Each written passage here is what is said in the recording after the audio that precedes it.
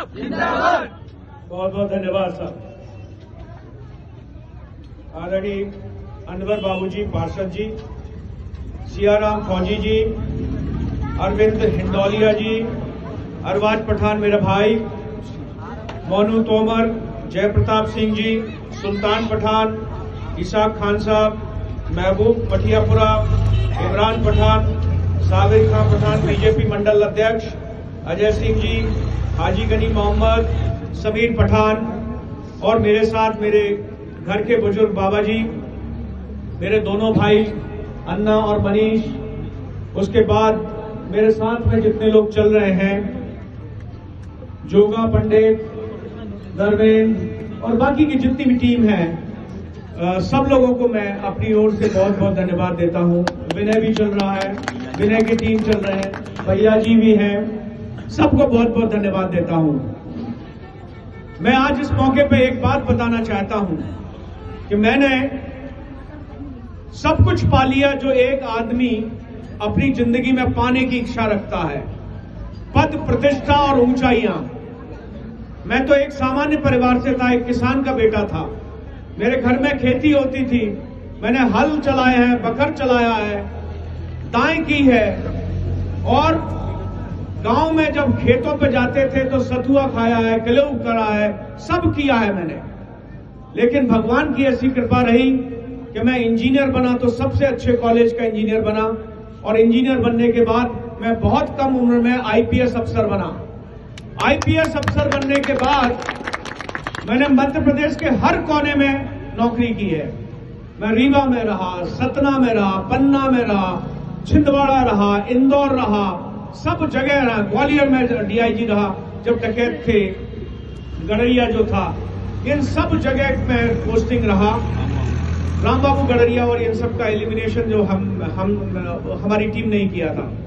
तो ऐसा ईश्वर की कृपा रही कि मैंने सब जगह अपना नाम कमाया, सबका नाम कमाया। अब जब मैं पुलिस के सबसे ऊंचे पद पे पहुंच गया हूं तो अब मेरी एक ही इच्छा बची है कि मैं लोगों की सेवा करूं और लोगों की सेवा के लिए मैंने मुरैना को अपना घर माना है। आप सब मेरे परिवार के लोग हैं और परिवार के तहत आपकी सेवा की भावना के साथ मैंने मुरैना और जौरा में घर का निर्माण कर लिया है। मुरैना में जो है मुड़िया खेड़ा में मेरा घर है, पेट्रोल पंप के पीछे। जौरा में जो है कोर्ट के बगल में मेरा घर है। आप दोनों जगह कहीं भी आकर अपनी समस्या बता सकते हो। डीजीपी साहब जिंदाबाद, डीजीपी साहब जिंदाबाद। और मैं किसी भी आदमी को, मेरे बंगले पर रोज 250, 300, 400 रोज आते हैं और एक आदमी को मैं निराशा होकर नहीं देता हूं। पिछले 2 साल से लोगों की इतनी समस्याएं मैंने हल की हैं कि अपने जिले के ही लोग नहीं आ रहे हैं, ग्वालियर के लोग भी आते हैं, गुना के लोग भी आते हैं, शिवपुरी के लोग भी आते हैं। उन सबको मालूम है कि डीजी साहब सुनते हैं और तत्काल इलाज करते हैं, हमारी समस्या का निदान करते हैं। और मैं कभी आपसे कोई पैसा ऐसा कि वो नहीं लेता हूं। मेरे यहां आओगे तो मेरा ही आदमी आपकी दरखास्त टाइप करेगा, मेरा ही आदमी पोस्टिंग करेगा, मेरा ही आदमी सब करेगा। आपको एक पैसा देने की जरूरत नहीं है।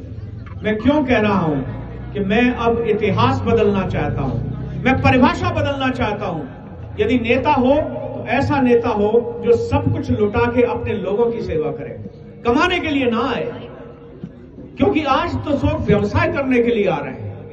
पहले आएंगे, बड़ी बड़ी बातें करेंगे, मिन्नतें करेंगे, लेकिन जैसे ही चुनाव हो जाता है उसके बाद कभी भी नहीं आते हैं, कभी आपके आंसू नहीं पहुंचते, समस्या नहीं सुनते हैं। मैं इसकी परिभाषा इसलिए बदलूंगा कि मुझे भगवान ने सब दिया है, अब मुझे कोई आशा की नहीं है, कोई चाहत नहीं है। चाहत अब सिर्फ ये है कि मैं मुरैना के लोगों की सेवा करूं, उनके काम आऊं, उनकी समस्याओं को निदान करूं। मैं इंजीनियर बनने के बाद इंग्लैंड से पढ़ के आया, एलएलबी की, एलएलएम किया। मेरे 2 बच्चे हैं, एक बच्चा बहुत अच्छा इनकम टैक्स का बड़ा अफसर है, मेरी बेटी एक अदानी कंपनी की बहुत बड़ी अफसर है। तो दोनों बच्चे इतना कमाते हैं कि अब सब कुछ सुविधाएं हैं, सब कुछ ईश्वर ने दिया है। अब एक ही इच्छा है कि मैं लोगों की सेवा करूं। आप लोग आइए, कभी भी मेरे साथ जौरा में आइए, मेरे घर आइए, आपके साथ मैं भोजन करूंगा, चाय पीऊंगा और आपकी समस्याओं को सॉल्व करूंगा। मैं अभिलाषा रखता हूं, चाहत रखता हूं कि मैं सांसदी का चुनाव लड़ूं। मैं बहुत जल्दी राजनीति ज्वाइन कर रहा हूं और सांसदी के चुनाव के लिए मैं आप लोगों के बीच में आऊंगा। लेकिन मैं ये चाहता हूं कि ये आवाज आप ही उठाएं कि हमको सांसद चाहिए तो डीजीपी पुरुषोत्तम शर्मा साहब जैसा ताकतवर आदमी चाहिए। डीजीपी साहब जिंदाबाद, डीजीपी साहब जिंदाबाद। देखिए, ताकतवर आदमी होगा तो आपकी हर तरह से रक्षा करेगा। क्यों रक्षा करेगा?